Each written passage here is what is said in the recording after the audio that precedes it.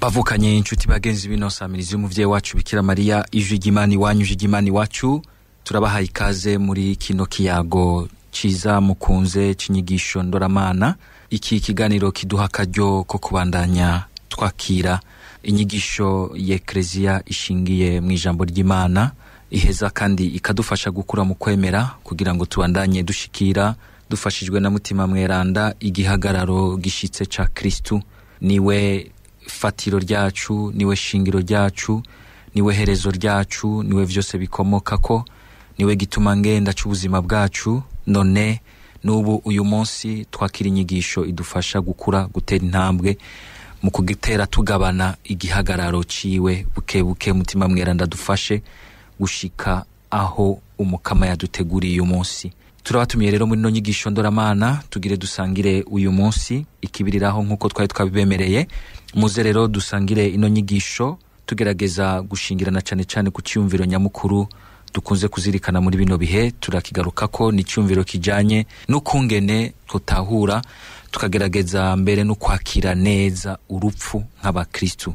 Urupfu iyo turuvuze rwamaruca ruvyura ibintu bigoye mu bwenge bw'umuntu, mu mutima wiwe n'ubwoba mbere ugaca usanga umenga kenshi ntidukunze kugwitegurira neza mu kumenya kuruhangara tukarutahura uko ijambo ry'Imana ribitwereka uko Kristo tumubona yagerageje kuba imbere yarwo.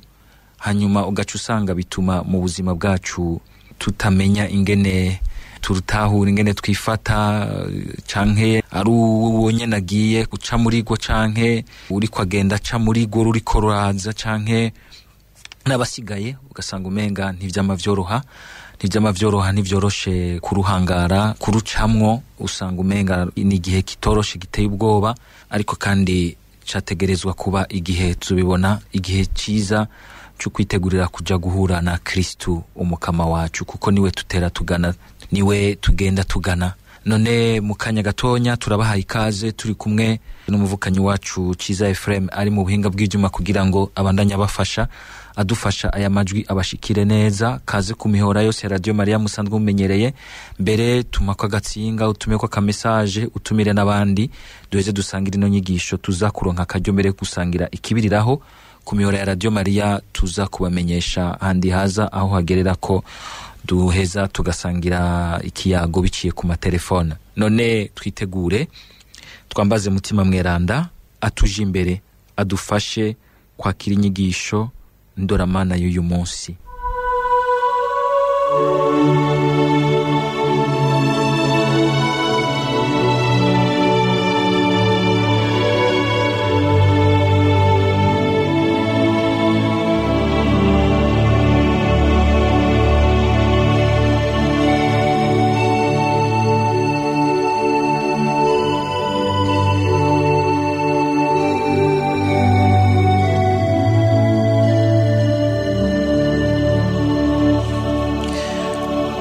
Mutima mweranda,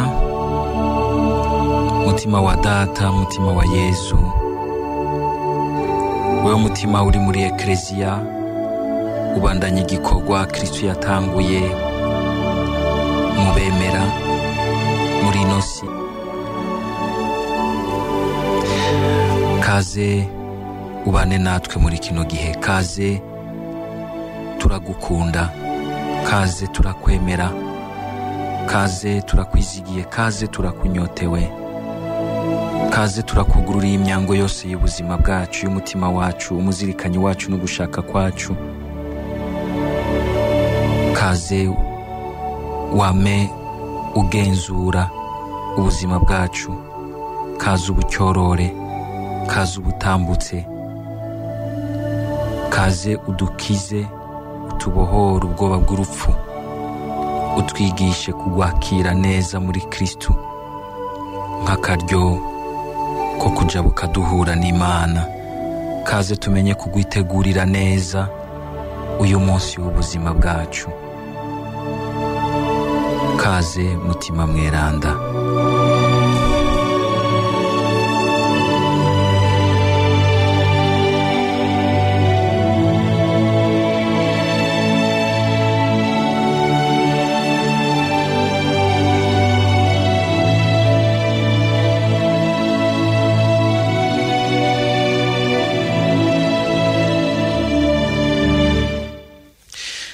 nuko nshuti bagenzi bavukanye mwese musangani hano kusamiriza umuvyeyi wacu Bikira Maria ijwi ry'Imana iwanyu, ijwi ry'Imana iwacu. Turasubiye kubaha ikaze mu nyigisho ndoramana. Uyu munsi twashimye gushingira kuri kicyumviro uko twotahura tukakira neza urupfu nk'abakristo, atari gusa nk'abantu basanzwe, mugabo nk'abakristo abakiriye Kristo, aberetswe na Kristo ukungene natwe twobaho tugatahura tukakira urupfu, kuko twemeye gushingira ibyacu vyose kuri Kristo.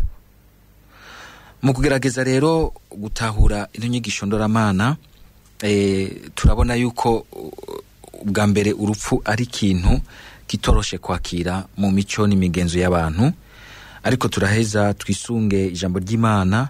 Uyu munsi tugerageza ubwa mbere gutahura urupfu nk'inzira, atari nk'akaburungu ka nyuma ku buzima bw'umuntu, mugabo nk'inzira nk'uko Yesu Kristo aza kubitubwira. Ubwa mbere kugira ngo tugaruke kuri inyigisho, ni kugira ngo twumve ingene kandi twogerageza kuba muri iki gihe tubona gitera gisozera umwaka w'Ekleziya, umwaka w'amasabamana. Uwo mwaka w'amasabamana ukama utangurwa n'umunsi w'Imana wa mbere w'ubushikiro, ugaheza ugasozerwa n'umunsi mukuru wa Kristo Umwami. Murumva ko turiko tugenda dushikira umunsi mukuru wa Kristo Umwami usozera umwaka w'amasabamana ya Ekleziya. Muri izi mpera rero z'umwaka w'amasabamana, aha mu kwezi kwa-11, iyo tuvuye nogira nti mu guhimbaza beranda, hanyuma tugaheza tukibuka abacu bitavye Imana, tukabasabira bose icarimwe, tuca twinjira mu kwezi kwa-11, tugerageza gutahura ubuzima bwacu mu guca mu rupfu, mbere ubuzima bwacu n'inyuma y'urupfu, hakurya y'urupfu. Ni vyiza yuko kwemera kwacu twumva yuko kutujabutsa hakurya y'urupfu kukadushikana imbere y'Imana, guhera muri Kristo ariwe Alpha, itanguriro rya vyose, kugaherekezwa na Kristo ariwe gituma ngenda c'ubuzima bwacu, kandi bugahingukira bugashika imbere ya Yezu ariwe Omega, iherezo rya vyose. Nico gituma n'umwaka wa Ekleziya muzobona umenga upanze uko nyene kuri urwo rugendo, ugahindura ubuzima bwacu urugendo, inzira, nkako Kristo niwe atubwira ati ngo niwe nzira. Iyo nzira yuzuye ukuri kw'Imana igaheza igashikana mu buzima bwuzuye. Ndi nzira, ukuri n'ubuzima. Uwufashe iyo nzira aba ariko aritegurira kwakira neza no guca mu rupfu, agaheza mbere akarengana urwo rupfu, agashika mu buzima, ubuzima bw'umwuzurira, ubuzima bwuzuye. Cyo gituma rero muri kino gihe turiko turasa n'abasozera umwaka wa Ekleziya, wari uwo mwaka w'amasabamana ya Ekleziya, tugerageze gutahura ibijanye n'ivy'urupfu, mbere tuzoheza tugaruke no kubijanye n'ivy'ubuzima inyuma y'urupfu, inyuma y'ubu buzima bwano kwisi. Kuko nkuko reko ndabivuga, no gutahura tukongera kandi tukakira neza urupfu nk'abakristo, abantu ubuzima bwabo budaherera hariya ku mpanda canke handi hose mushingura abantu bitavye Imana.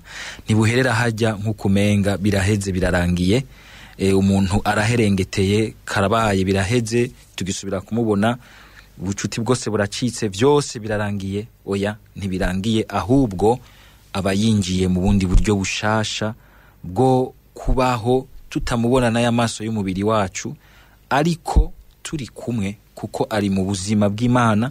Natwe ubwo buzima bw'Imana twaramaze kubwakira mu ibatisimu, tugahurira mu gisabisho, tugahurira muri Yesu Kristo, tugahurira mu nkuka y'imisa, tugahurira no mu bindi vyose duherezanya umutima wemera wizigira urupfu n'izuka vya Kristo, tugashobora gutyo kunywanira muri Kristo, tukabandanya dusangira ivyiza vy'Imana, turindiriye wa munsi tuzosubira kubonana amaso mu yandi, imbona nkubone. Cyo gituma rero muri bino bihe twashima ko tugaruka tukazirikana cyane kubijanye n'urupfu muri kino gihe. Ahoko harabahava baza bati, mbe none patiri uyu munsi yadukanye ibiki kwaza kutuzirikanisha ku rupfu, kandi twebwe twita ko turabazima? Nuko aha rero nagomba ko dutahura ko urupfu vy'ukuri niturufate nk'akaburungu ka nyuma. Uru rupfu dupfa twese tuzocako, twese rudusubiza hamwe, kuko nogira nti naho ushobora gusanga umuntu umenga aravyirengagiza, koko nkako turabona muri bino bihe by'iterambere rya cyane hari habo hava bagira bati mbega ubwo ntawo rusororera aba bantu bafite amafaranga menshi kugira ngo rube ruramubitse ruramuretse canke rumwibagire canke rumuhebere yameho. Abandi nabo bakagira bati reka tugerageze kwihamaraha menshi twoye kuvyiyumvira kuko ubuzima nubu utaryohewe muri ubu utabaye mu maraha uzoburiko uratakaza igihe nta kindi gihe kiriho. Abandi nabo bakagira bati ibyo bintu bivemwo canke abandi nabo gasanga n'ubwoba bagaca basanga bari mu bwoba mbere bubarungika gusanga batuye imitima yabo nogira nti amashetani mbere abapfumu ugasanga barasiganwa no kugomba kugwigizayo mugabo bagasanga bitayemo mu minwe ahubwo y'urupfu ruhezayo. Ngire nti rero uru rupfu twese dupfa mbere na Kristo yemeye gucamwo tugwite urupfu rw'uyu mubiri w'iki kibiribiri twambaye. Kandi intango ya mbere yo kurutahura no kurutahura nogira nti nko gusozera gusa k'uyu mubiri twambaye iki kibiribiri kuko reka ndabivuge ko mbure mu gifaransa abumva igifaransa muca munyaruka kuvyumva c'est une mort biologique. N'urupfu rw'uyu mubiri twambaye kuko uyu mubiri harageze igihe uratangura. Ikintu cyose naco gitanguye kirafise iherezo ryaco. Ikintu cyose caremwe ntikiri nogira nti mu uguhoraho k'umuntu n'umutima wiwe mu bucuti asangiye n'Imana igihe ashaka guhoraho mu buhigwe n'akanyamuneza.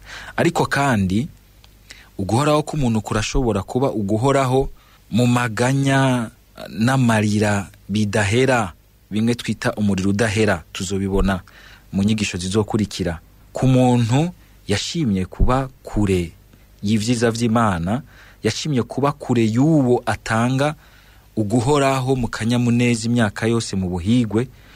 Umva araheza akajaho yashimye. Kandi burya ugiye kuraba umuriro udahera ivyo byose tuvuga by'ubuzima budahera sibiza bidutibukirako nk'ibituguye ko ahubwo nukungene mbere uyu munsi ndavyakira muri jewe. Nimba ndiko ndakira umuriro udahera umva mfuye ni uzonsanganira. Nimba ari wo mbamwo mfuye ni uzonsanganira. Nimba nitwararika kuba mu citwi ciza ineza bizana birimwo ubuzima mbere ubuzima bugira neza abantu muri ubu buzima nyene tubona bubufadika ubu dukorakora n'amaboko canke twumva n'amatwi yacu tubona n'amaso yacu dukabakaba. Nimba narimenyereje kubaho mu gikorera ubwo buzima nubwo nyene zoheza nkajabukana ariko bugaheza bugahindurwa mu bubasha bw'izuka rya Kristo bukuzuzwa akanyamuneza kibihe bidahera. Nagira nti rero mu kuzirikana urupfu bwa mbere dukureho ivyo vyiyumviro vy'ukwitiranya uru rupfu rw'uyu munsi rw'uyu nogira nti rumwe twese rudutwara ku mpanda canke handi hose dufuba bacu. Uru rupfu rw'ikibiribiri turutandukanye na rwa rupfu rwa kabiri Daniel atubwira canke Yohana atubwira mu vyo yahishuriwe urupfu rudahera rwa rupfu rwa kabiri. Nivyo tugire tuce tubandanya tuzirikana mu kanya. Dusabe muvukanyi wacu Ephrem aturabira akaririmbo ko dufasha kubandanya twakira neza tunoganza ino nyigisho ndoramana.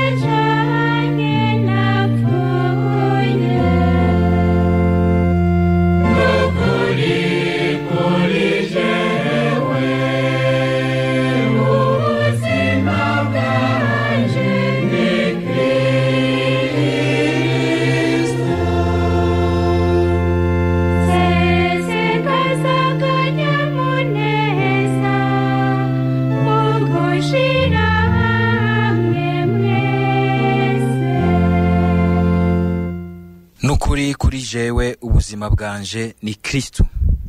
nk'uko nabivuze rero tugerageze kwakira gutahura neza urupfu uko Kristu yatweretse ko tworubona ukundi gushasha ukungenewe nyene yaruciyemo nk'abakristu turutahure uko tushobora kose kugira ngo twitegurire kugwakira neza nihagera natwe yuko duca muri uyo mwanya n'umwanya umwe mu rugendo rurerure dutangura rwa rugendo rutangura mwibatisimu. Rero mu kubandanya ino nyigisho tubanze twumvirize uko Kristo wenyene yiganiye abigishwa biwe ibijanye n'urupfu rwiwe. Ego tubisoma mu nkuru nziza twandikiwe n'umutumwa Yohani mu kigabane c'14 kuva ku murongo wa mbere gushika ku murongo wa 6. Yohani kigabane c'14 umurongo wa mbere gushika ku murongo wa 6. Muri rya minsi Yesu yaberiye abigishwa biwe ati, ntimusimbwe n'umutima, muremera Imana munyemere nanje.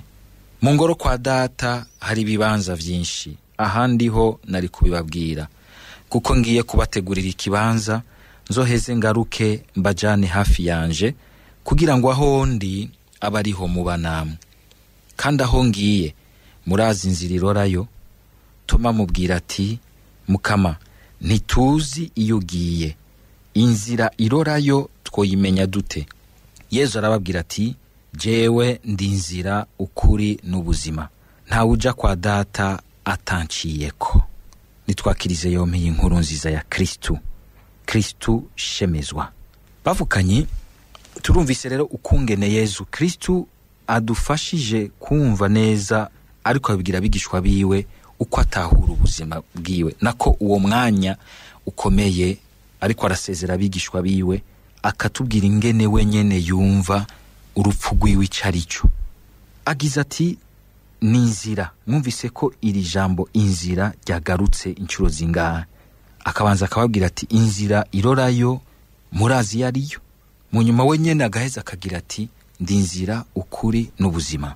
Imbere yuko tubandanya dutawera hamwe uko kuntu Kristo atubwiye ko ari inzira, tubanze dusubire tubivuge, tubisubire tubishimangire yuko uru rupfu twese dupfa rw'umubiri, uru rupfu rudutwara twese tugasozera ubuzima, hakagera igihe tukabikwa mu ruhafu. Ngire nti n'urupfu rw'ugusozera, niko ikiringo cy'ubuzima bwa hano kw'isi iki kibiribiri kigapfa. Ariko Yesu aratubwiye ati, ni inzira ijana handi hantu. Nuko rero dutandukanye urupfu rw'iki kibiribiri twambaye, kuko caremwe hazoza igihe kigaheza igihe caco, ariko tukazukana umubiri mushasha, umubiri wahawe ubwiza n'ubuhirwe bw'izuka rya Kristu, kuko twakiriye Yesu Kristu muri twebwe mu mubiri wacu. Mbere tweho tugaheza tukakira n'umubiri wa Kristu, kugira ngo unywane n'umubiri wacu, kugira ngo iki kibiribiri twambaye nicapfa tuze tuzukane umubiri uninahaye, kuko twakiriye mu mubiri wacu umubiri wa Kristu. Ari naho tuzi yuko neza koko hari ahantu Yesu abitomora muri ya nkuru nziza twandikiwe na Yohani mu kigabane ca 6. Arabitomora akagira ati, urya umubiri wanje akanywa n'amaraso yanje arafise ubuzima budahera. Muri wewe wakira umubiri n'amaraso vya Kristu, uramaze uyu munsi uriko wakira, uramaze kwakira muri wewe, urafise muri wewe akabuto k'ubuzima budahera ka Kristu yapfuye akazuka kari mu mubiri wawe. Kuko Yesu wenyene ni wavyivugira, urya umubiri wanje akanywa n'amaraso yanje ari n'ubuzima budahera, ngo bitaye ko nzomuzura ku munsi w'imperuka. Akongera akagira ati, uwunyegereye wese sinzomuta hanze, kuko ntavuye mu ijuru ngo nkora ico nishakiye, ariko navuyeyo ngo nkora ico wantumye ashaka, ngo kuko ntogira numwe ntakaza mubo yampaye, ndabazure nyabuna ku munsi w'imperuka. None rero nogira nti uru rupfu dupfa twese rudutwara ku mpanda, canke hajya hose dushingura abacu bitavye Imana. Nogira nti n'urupfu rwa mbere, nkuko ijambo ry'Imana ribitwereka, n'urupfu rwa mbere, ariko atari akaburungu ka nyuma. Yezu ati inzira irorayo murayizi. Agaca twereka yuko rero uko guca mu rupfu rw'umubiri, uyu mubiri wacu tukanabora mbere ugasubira mu ivu, ntibivuga yuko umenga ubuzima buraheze, burahagaze, birarangiye, umuntu arapfuye araherengeteye, nta kikibaho mu nyuma. Oya, Yezu nyene akabwira abigishwa biwe ati ni inzira ishikana mu kibanza Imana yaduteguriye. None rero bavukanye dusanga ino nyigisho ndoramana, twakire natwe ubwa mbere iyo nkuru nziza, kuko usanga mu buzima bw'abantu ukungene twese mu mico y'ibihugu, mu mico y'abantu bose, usanga umenga haracyarimwo ako gapfungu kuko umenga urupfu na kaburungu ka nyuma, biraheze, birarangiye. Aho iwacu ho murazi yuko haraho byagaruka, umuntu bakiyumvira bati hoho ko apfuye atanasize umwana, atanasize imbuto, niba mutane n'ikara, kukwerekana yuko umenga arazimye nka kurya ikara nyene ryazimye gose, bakamutana ikara. Ariko handi ku rundi ruhande, burya Imana kuko yaturemye ku gashusho kayo, hariho ibintu naho tutaba turayimenya neza, umenga inyegeza muri twebwe tukavyiyumvamo. Ukabona yuko kandi no mu mico y'ibihugu ko abantu naho bibaza ngo birarangiye, haguma hari mwako kantu kuko uwabo agiye bidaheze, ugasanga hariho imigirwa n'imihango bagira kugira ngo base n'abahoyahoya umuzimu wiwe. Hari ivyo agiye batamugiriye, umuzimu we uhavugaruka ukabihora.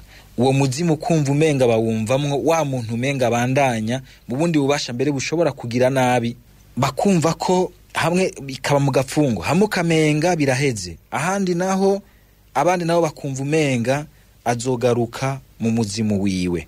Ariko turazi neza abakristo yuko kuwagiye muri Kristo tutabona umenga agaruka nk'umuzimu tugirira nabi, ahubwo wagiye muri Kristo agiye atwawe mu mutima no mu bubasha bw'uyo yamagira neza. Kristo akamucako, agamuhindura uwo aguma cako, akabandanya hezagira abiwe n'ivyiwe. Kumwe nawe nyene agira ati ngo urutete rudapfuye ngo rugwe mwivu ruguma ari rwarundi, ngo ariko iyo rupfuye rwama vyinshi. No kuvuga yuko mbere kuba Kristo urupfu ku muntu apfuye nakaryo mbere nogira ntikukurondoka ivyiza vyinshi, yinjira mu bushobozi bwo gushobora kugira neza mbere gusumvya uko yabishobora ari muri uyu mubiri, kuko uyu mubiri wasa n'uwumuzibiranya, ugasanga hari ivyo utamufasha gushika ko, kubera yuko ari umubiri uremerwa n'igicumuro, uremerwa n'ibinabiriya vyose tuzi bitera amagara make umuntu. Kristo rero ati ahubwo urwo rupfu ni inzira. Ubwo ntitwogerageza kuza turimenyereza kurubona nk'inzira. Iyo nzira yatanguye ryari? Iyo nzira yatanguye uriya munsi wemera Kristo akakwibarukira data mwibatisimu, ugasangira nawe ugupfa no kuzuka kwiwe. Bivuga yuko bakristo, kuri twebwe abakristo, twinjiye mu rupfu n'izuka vya Kristo. Nukuvuga womenga ukubaho kwacu ni nk'umwimenyerezo wo kuguma dupfa tukazukana na Kristo, nkako turi mwisi iguma nogira nti isi turimwo, ubuzima turimwo burimwe iyo ntambara y'ikibi n'iciza, iyo ntambara y'ubuzima n'urupfu, iyo ntambara y'umwijima n'umuco, iyo ntambara y'akarenganyo n'ubutungane, iyo ntambara hagati y'ugwanko n'urukundo bikatuniganiramwo. Ugasanga rero ivyo vyose hari igihe biba mu buzima bw'umuntu, bigasaba rero ko mu kwishimikiza Yezu Kristo tuguma dupfa kuri ivyo vyose vy'umwijima, vy'ugwanko, vy'akarenganyo, vy'inabi, ngo tuzukire mu muco, mu neza, mu butungane, mu rukundo, mu kwiheberanira twabonye muri Yezu Kristo. Uwo mwimenyerezo rero uko tuwubamwo muri ubu buzima, uko tugenda tuwubamwo, tukaguma turondera kuzukana na Yezu Kristo, tugapfa muri ivyo bibi bitubamwo, niko turiko turabandanya urwo rugendo duheza tukabandanya duca mu rupfu, tukabandanya gushika dushikire Yezu Kristo.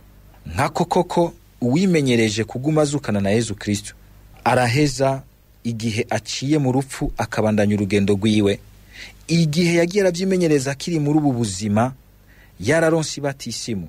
Hari ukuntu eklezia iheze ikatwigisha mbere ifatiye mu ijambo ry'Imana ko uwagiye maraba muri iyo mwimenyerezo agiye muri uwo mwanya w'urupfu rwiwe asozereye neza, agaheza agasangira ubuhibwe bwo kubona Imana, akinjira mu bunini n'ahazwa bw'Imana, akaja hamwe twita mwijuru, ugwe rugacika akaja mwijuru, rugacika neza akaja mwijuru. Hari uwundi ashobora gusanga atigeze yemera kuzaraca muri iyo mwimenyerezo ukuzukana na Yezu Kristo, akaheza mbere na Yezu Kristo akamutera akagere, akiyankira gushika ku munota we wa nyuma. Imana ntawihatira ivyayo, murumva uyo araheza akagenda mu muriro udahera, mu kibanza nyene bakwiranye. Uriho umuriro udahera, nubwo tuutinya, nubwo kenshi mbere natwe dutinya kuwigisha ko uriho, kuko nitwigisha umuriro udahera kubw'umuriro udahera, mugabo twigisha umuriro udahera kugira ngo abantu bashobore kwiyama ivyo vyose bibahuma amaso, bikabahuvya, bigashaka ngo ntibabone urukundo rw'Imana. Twigisha umuriro udahera kugira ngo tugaragaze ubwiza bw'urukundo rw'Imana, atanumwe rushaka ko atakara, kuko gutakara bishoboka muri buno buzima.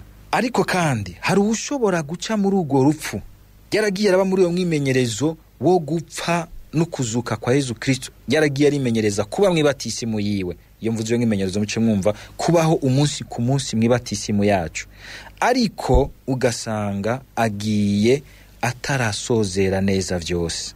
Kristo mu bubasha bwiwe bumwe nyene bwatumye turonkera ikigongwe cyuzuye imbere ya se, akamenya ingene muri urwo rugendo rwo mu rupfu n'inyuma y'uru rupfu, amenya ingene acyorora abagiye bari muri iyo mwimenyerezo mugabo batarasozera neza, akabafasha gusozera mu kwitanga kwiwe, aho yaturonkera ikigongwe.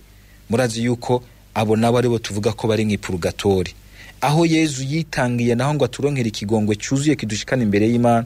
Murazi ko ari muri ya nkuka yo kwa gatanu mweranda Igorogota. Iyo nkuka twama turiko turinjizwamwo uko duhereza inkuka y'imisa tukabasabira. Aho rero hariho benshi yakunze kugora, tuzohagaruka kigihe kigeze kuzirikana kubijanye ni purgatori, kuko mube murumva neza, kubera yuko nkuko twumvise Yezu atubwiye urupfu ntibiheze, n'inzira ijana ku Mana. Iyo nzira ihera ryari nibanga ry'Imana, ariko hariho inzira ibandanya mu rupfu. Bivuga yuko mu rupfu kandi urupfu nogira nti nibibandanye nyuma yavyo, umuntu ashobora kugenderwa n'imbabazi z'Imana igihe yamye yimenyereza kuguma zakira, igihe agiye atitunganije neza. Tuzobigarukako duze turabingene mbere binashingiye mu majambo y'Imana, nubwo benshi bakunze kuvuga bati ntaho tubona yanditse, ariko inyigisho y'ipurgatori ishingira mu muco w'ijambo ry'Imana. Basubira turabira kandi karirimbo mbere yuko duheza tukabakira ngo dusabikanye ino nyigisho ndoramana. Uyu munsi munumvise ko twagomba ubwa mbere kugerageza kugabanya no gukura ivyo bikeke vy'ukumenga urupfu turufata nk'akaburungu ka nyuma ku buzima bwacu, ahubwo ko torufata nk'urugendo tubandanya, ariko rwatanguye kare kuva twinjizwa mu rupfu n'izuka vya Yezu Kristo, tukamwakira mwibatisimu, tugacika abana ba data n'ingoro za mutima mweranda.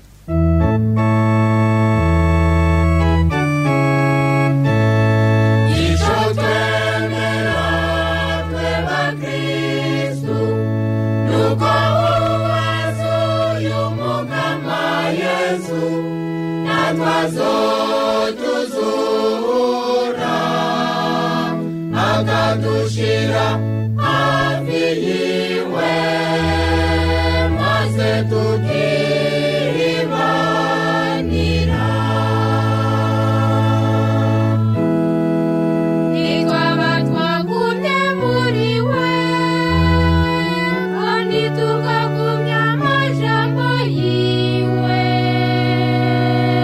tuzoheza tubane nawe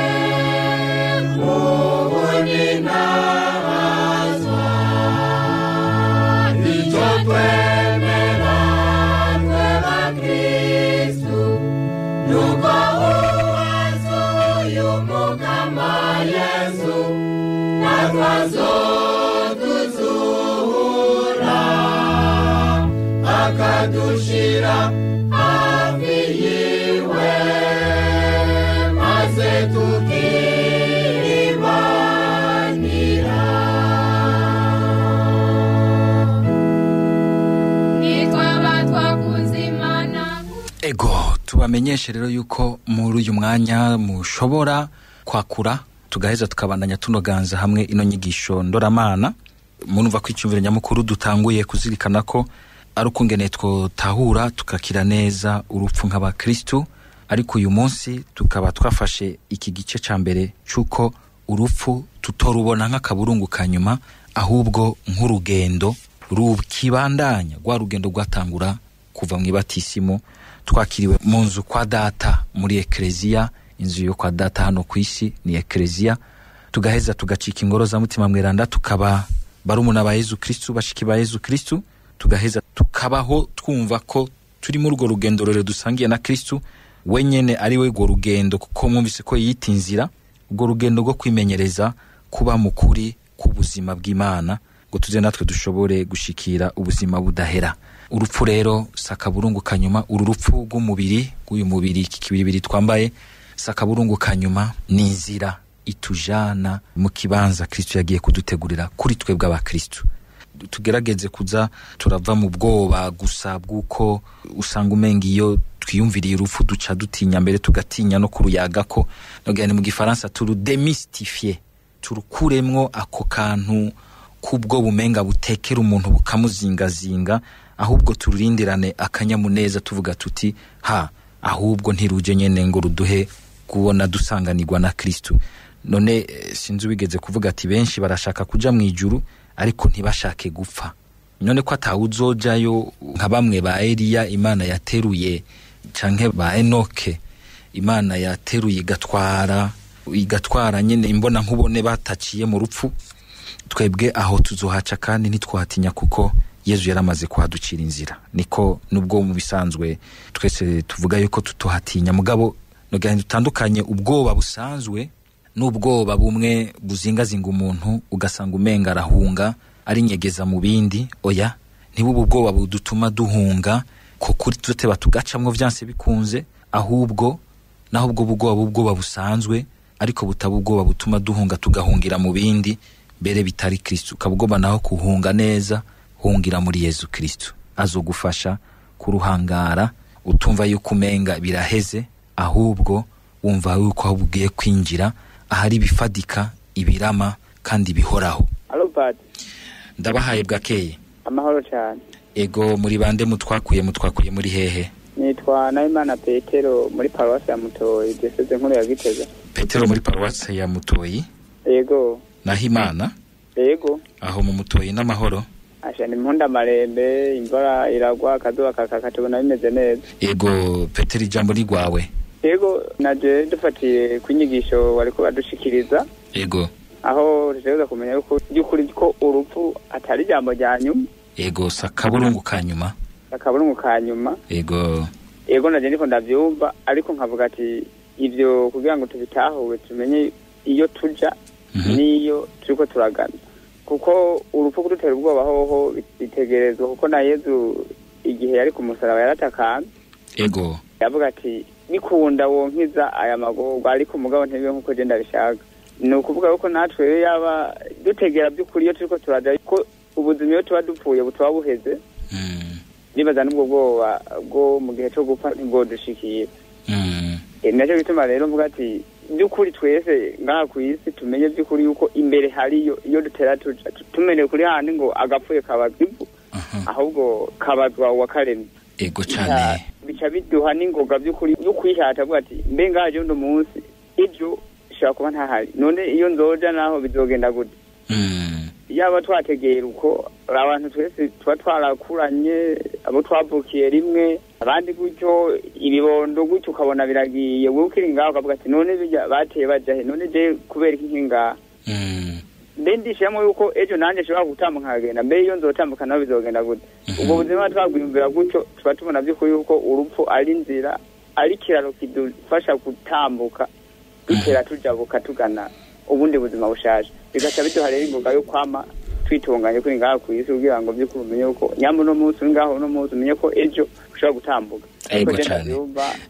Ego urakoze cyane Petero Nahimana kuri iyo nyunganizi yawe ugize uti akaba pfuye ntikakibazwa ivu kabazwa wakaremye kandi ukagira uti two gerageza kuza turabaho twiyumvira ejo be aba bagenda bose bakatubera mbere ikimenyetso cyuko ejo natwe dushobora kuramukigwa mbega ndavukiwe ejo bizomera gute niteguye gute kuko nkuko bidubwiye Petero numva umenga ushatse kutubwira ko byukuri aho nzobandaniriza ndahategura uyu munsi ubuzima bwanje. Ego urakoze cyane Petero Nahimana.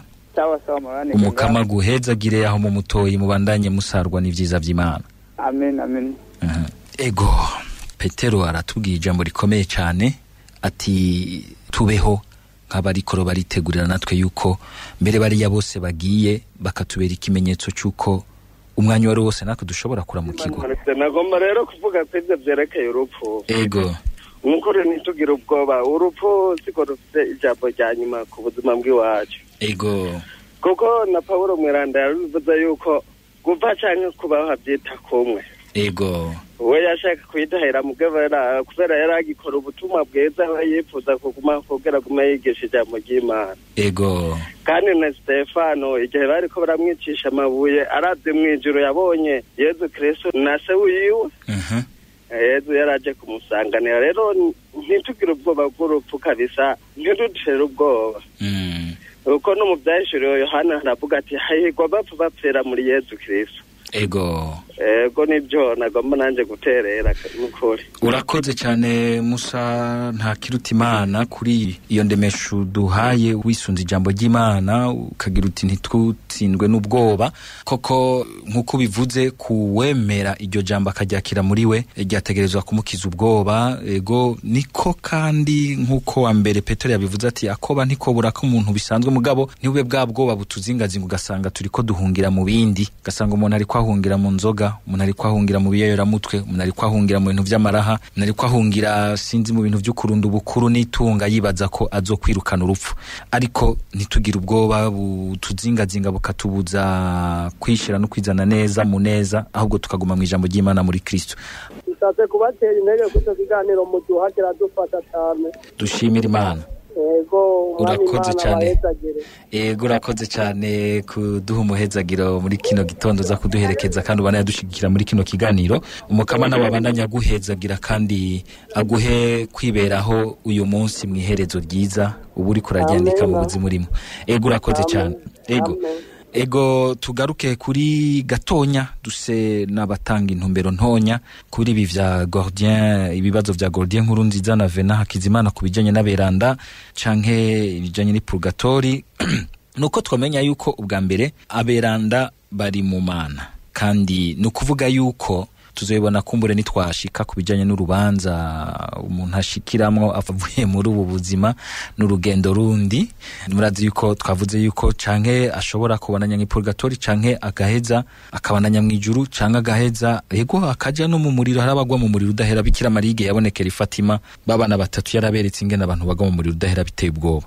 Bivuga yuko rero izuka ry'abapfuye risa nogira nti nk'urubanza rwa bose icyarimwe mugabo hariho urubanza rw'umwumwe kwiwe kandi apfuye umuntu ntahandi agenda canke agenda mu Mana canke akagenda ahandi. Bivuga yuko rero aberanda bariho kandi iyo bagiye mu Mana bari mu bubasha bw'Imana bari dans l'omniprésence y'Imana batwawe mu Mana buzuye n'Imana hajya kuzura n'Imana kandi bavuye muri ubu buzima bw'abafatira bw'umubiri wabafatira umubiri niwo watuma yuko badashobora kuba ahantu henshi cyarimwe mugabo mweranda kuko ari mu Mana vyose vyiwe vyatwawe mu Mana nukuvuga yuko arashobora kuba ariko arasangira ukuni na Hazimana n'abari ngaha mu Burundi canke n'abari hariya sinzi mu mugabane wa Amerika na hehe ari mu bubasha bw'Imana. Ntumwumvirize nk'umuntu menga aracameze nk'uku kwiwawe we wiyumviriza muri uyu mubiri yagiye mu bubasha n'ubunenahazwa bw'Imana. Ariko kandi aberanda birashoboka eklezia ishobora kumenya ko naka ari umweranda irafise indinganizo nziza icamwo y'igisabisho no gutohoza kuraba ivyo twita ibimenyetso vy'Imana kugira ngo ishobore kwemeza iti naka koko vy'ukuri n'umweranda. Ariko kandi naho itemeza bose, hari habo itwemeza ikatubwira iti aba twarabifatiye igihe mu gisabisho no mu kuzirikana, mu gutohoza no mu gukurikirana ukungene Imana yagira igaragaza mu buzima bwabo. Aba uko ubuzima bwabo bwagenze ntibishoboka ko hari handi bwoherahereza, mbere n'ukungene bapfuye bapfanye urupfu rweranda. Kuko na Yezu turabona apfuye yuko kwapfa ari umweranda, hariho ibimenyetso by'ubweranda bwiwe bigaragara no mu rupfu rwiwe. N'aberanda rero kuko bapfa muri Yezu Kristu, hari ibimenyetso bigaragaza ko bapfuye ari beranda. Mbere wa musirikare agaheza akagira ati uyu muntu koko vy'ukuri yari mweranda. N'umupagani atari bwamenye Yezu Kristu, urupfu rwiwe rukamukondora akagira ati uyu muntu yari mweranda. Atari rujya rupfu gupfa ku mubiri mugabo, n'ubweranda bwiwe budashobora guheranwa n'urya mwanya wo guca mu rupfu. Ubweranda ni ikintu kiri mu bubasha bw'Imana, buraheza bugatuma bukabandanya bwigaragaza n'inyuma yuko umuntu avuye muri ubu buzima.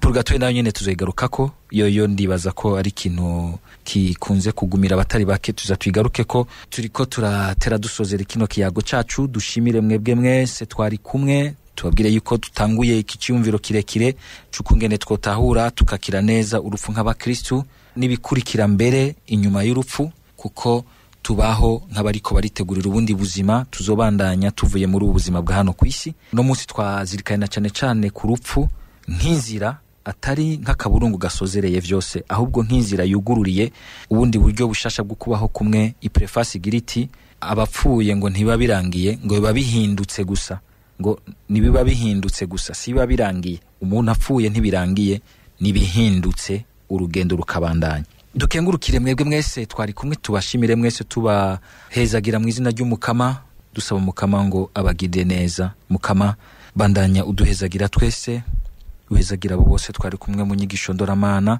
abakunzi bisamirizi, maze twese uduhe uyu munsi kubaho twandika iherezo ryiza kumwe nawe, uduhe kwitegurira kuzoca muri uyo mwanya twumva yuko tubumbatiwe mu bubasha bw'urupfu n'izuka vya Kristu.